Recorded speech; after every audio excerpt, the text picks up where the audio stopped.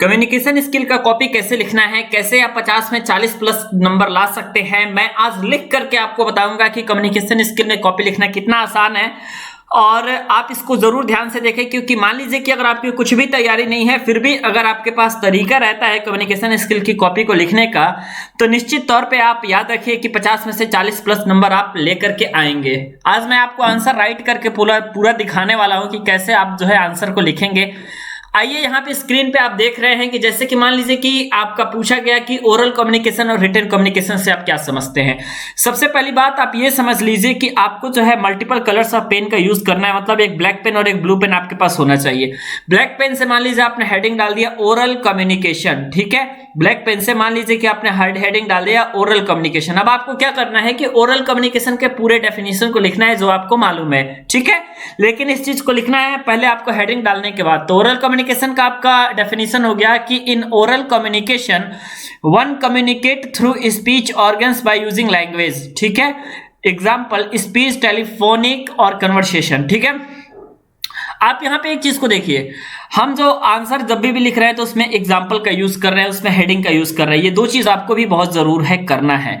आप इसमें एक हेडिंग का इस्तेमाल करिए, जैसे रिटन कम्युनिकेशन आपने एक हेडिंग का इस्तेमाल कर लिया, ठीक है ना। उसके बाद आप यहाँ पे एग्जाम्पल भी जरूर दीजिएगा कि उसका एग्जाम्पल, आपका सुटेबल एग्जाम्पल क्या होगा। तो ये ओरल कम्युनिकेशन हो गया। उसके बाद नीचे आपका हो गया दोस्तों यहाँ पे रिटन कम्युनिकेशन, ठीक है। ऐसे ही आपको आंसर को लिखना है।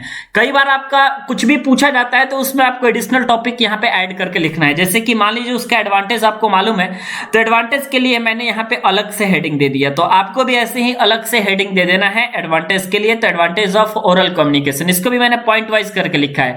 पहला पॉइंट लिखा, फिर दूसरा पॉइंट लिखा, फिर तीसरा पॉइंट लिखा। इसे लिखने से यह होता है कि एग्जामिनर को पढ़ने में काफी ज्यादा आसानी होती है और आराम से वो किसी चीज को पढ़ सकता है।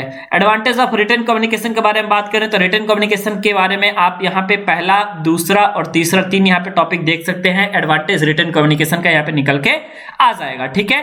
फिर ओरल कम्युनिकेशन का भी यहाँ पे निकल के आ जाएगा। तो हमारे कहने का मतलब यह है, अलग अलग हमने जैसे हेडिंग वाइज आपको लिखा है वैसे ही आपको भी लिखना है।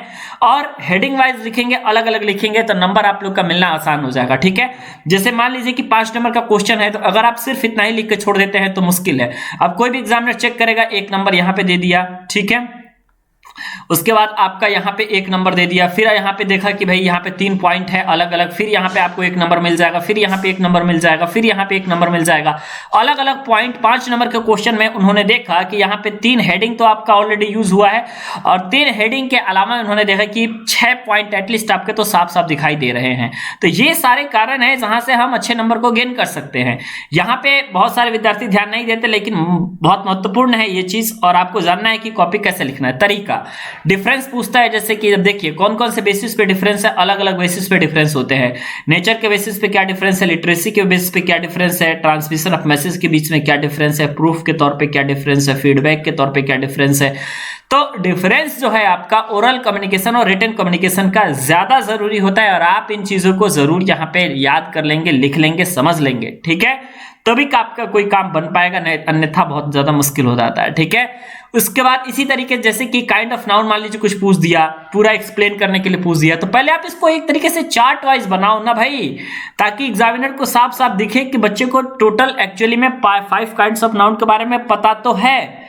अब आप डायरेक्ट आंसर लिखना शुरू कर देते हो, कोई फॉर्मेलिटी नहीं करते हो, तो भैया अगर आप हेडिंग वाइज लिखोगे, अगर आप पॉइंट देकर लिखेंगे, अगर आप टेबल बना करके चीजों को रिप्रेजेंट कर रहे हो, तो बात कुछ अलग होती है, बात कुछ और होती है। आप इस बातों को जरूर ख्याल करें। ऐसे ही जैसे मैंने लिखा वैसे ही लिखिएगा आप लोग भी।